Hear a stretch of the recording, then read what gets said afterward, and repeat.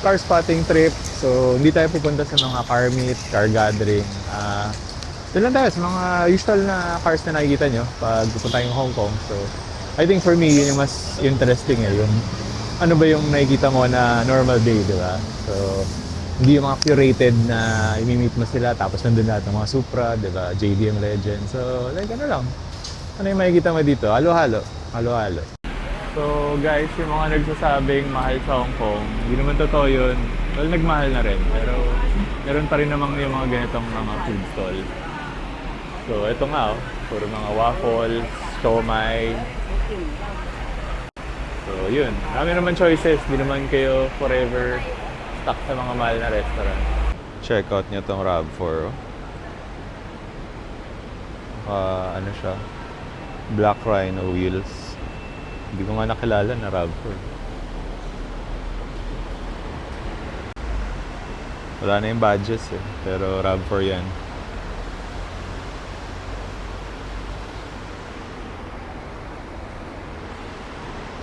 Nice color. What do we have here? EK9.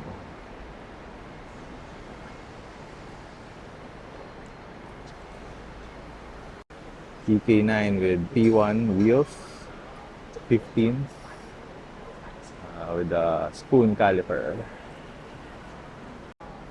Naka-ano rin siya, Mugen twin loop muffler. Mugen twin loop muffler with spoon side mirrors din.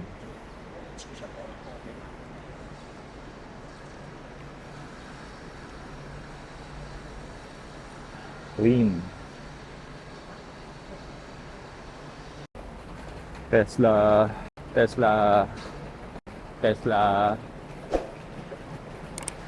BM, Tesla, AMG, A45. Ayun. Maraming ganito dito sa Hong Kong. Puso. Kano kaya to? Ano kaya yan sa Philippines? Itong BMW 118 tayo. Parang Honda City hatchback natin. Honda City RS hatchback. Kasi parang kahawig niya yung nandun. Parang kahawig niya yung AMG. So marami sa kanilang naka-Tesla pero medyo tinitake seriously din nila yun eh. Modifications, yung chin, yung mga CF parts din, palit wheels. No? So, hindi boring ang Tesla dito. Pwede mo pa rin nilagay yung personality mo sa Tesla. Also something to note, uso guys ang Mini Cooper dito. Favorite car nila yan. Aside from yung Tesla, marami nito. I guess being a British colony before, na-influensyahan na rin sila. So anyway guys, siguro tonight, mag-record tayo ng mga night shots since hindi masyado maganda yung iPhone pag gabi. So hopefully makita tayo mga kakaibang cars. So tinatry ko yung balance naman guys. Hindi naman siya puro mundane, everyday Hong Kong car type na makikita mo. So try ko umanap na medyo kakaiba. Let's go! See you at night! A few moments later.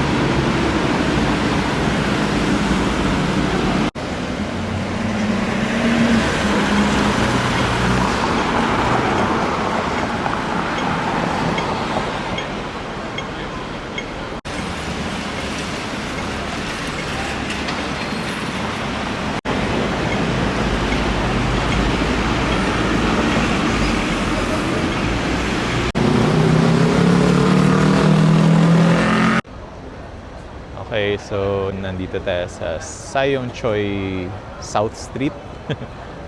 Ayan, so actually maglalakad-lakad lang tayo. Let's see kung may mga kakaiba dito. Wala tayong car meet na pupuntahan eh.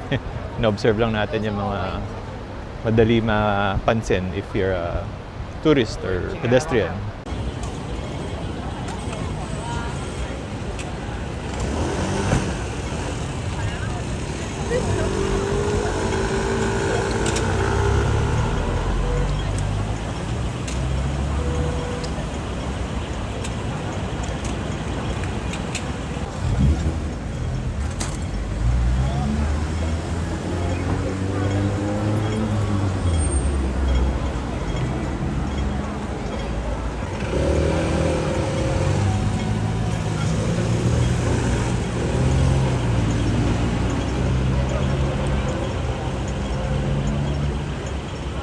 Also may Turks pala dito, labo. Pero T lang yung logo niya. Turks.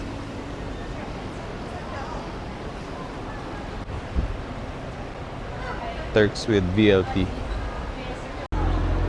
So, dito may mga nakaparada. FK8, AMG. And then, may isang papalis na GT86.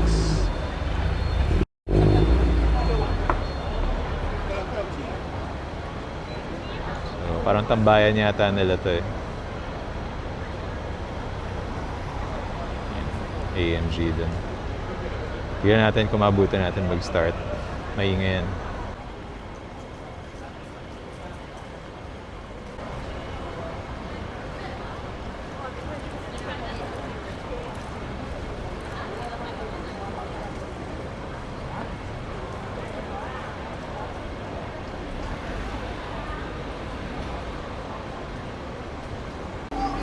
Check out niya tong Honda Step Wagon.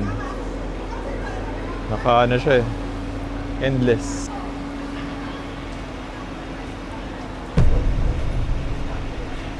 Wow. Saka naka-advan siya. Advan wheels. Ano pala to eh. Step Wagon Owners Club. May sticker siya sa windshield. Naka-endless brake kit. What?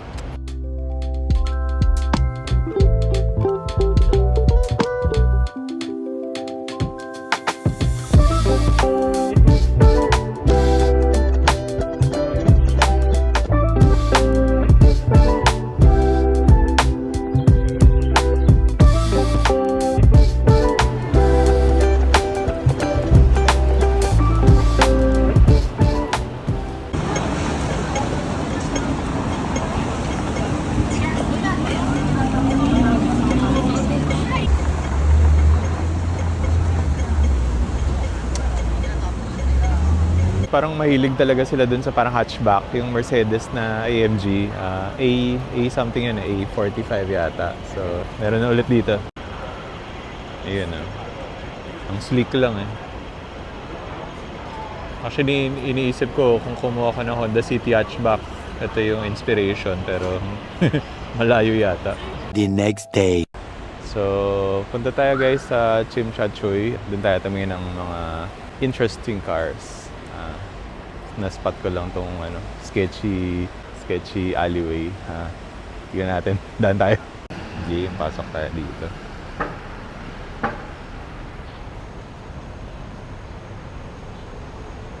Kamusta ba ang crime rate dito sa Hong Kong? Nasa ano siya eh. Parang nasa gitna ng mga building. May rat trap pa dito. Ano yung palabas na. Dito na lang tayo. Kaya ko lang naman hanapin yung subway. MTR. Actually mukha naman siya safe. Sa gabi mukha lang nakakatakot eh. Pero okay naman siya sa umaga. Ayan. So nandito na tayo. Let's go. Yun yung station sa kabila.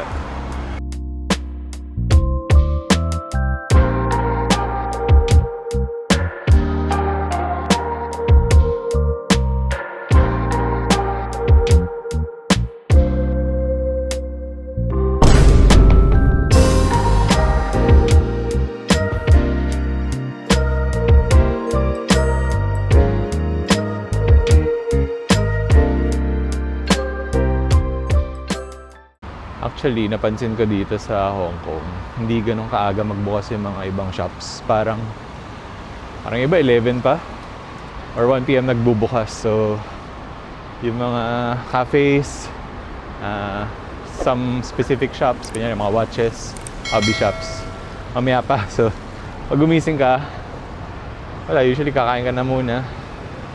Ayun. So, car spotting muna tayo. Napansin ko rin maraming mga naka-Velfire dito or Alphard. So, marami yan. Kasi may mga naka-lower, may mga naka-VIP setup. So, nakakalat lang siya throughout the city. Well, come to think of it, sino bang may ayaw sa Alphard, di ba? Parang perfect van eh. Luwag. May V6 pa. Ayun o. We love Alphard. Velfire pala. We love Velfire.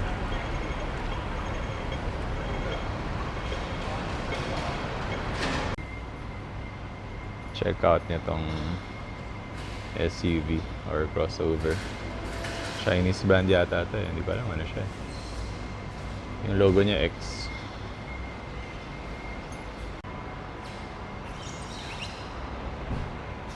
Ano kaya ito? Beside it, AMG G-Wagon V8 bi-turbo. Kwok. Siguro family name ng may-ari. Kaibigan ako, Kwok yung last name. Meron pa din sila na itong mga lumang Toyota Comfort. So, lagana pa rin siya, guys. On the other hand, nandito naman yung mga bago. Ayan, yung mga... Sa Japan, tawag dito Toyota JPN Taxi eh. Pero, iba yung tawag nun eh. Dito. Iba yung tawag dito eh. Hanap tayo mas malapit. Ito pa oh, isa pang car na X yung badge. Hindi masyado makita eh. Xpeng nakasulat. Ganda ng shape niya. Kanto. Pero yun siya. Xpeng.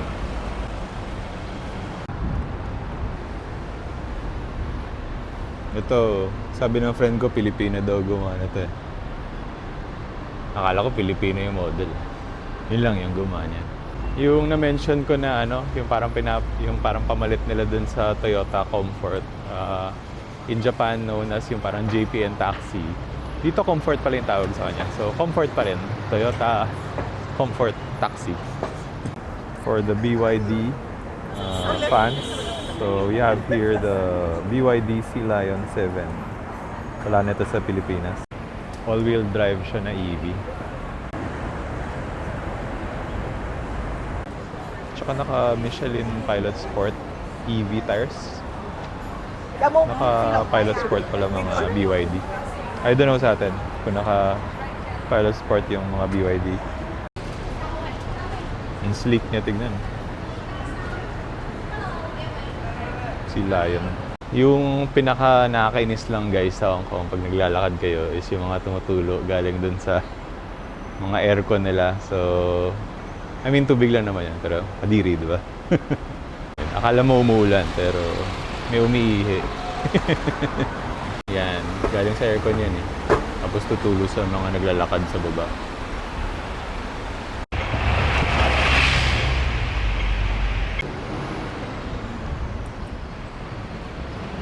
Tesla Country. Parang masyadong maaga pa yata eh. Wala pa masyadong cars eh. Wala rin masyadong tao. Monday din. So, siguro head tayo towards yung Peninsula na hotel doon. For sure marami din. Speaking of tumutulo. Ayun Kadiri natuluan ako ng... ano yun?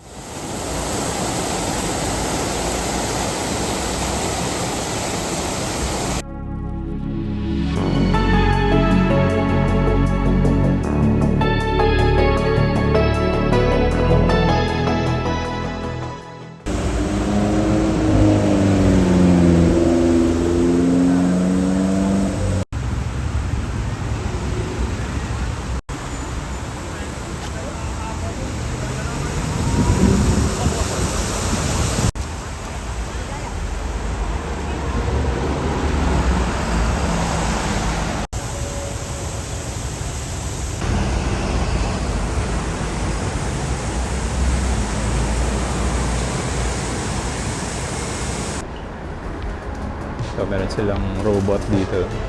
Ay, ano, parang flying car nila.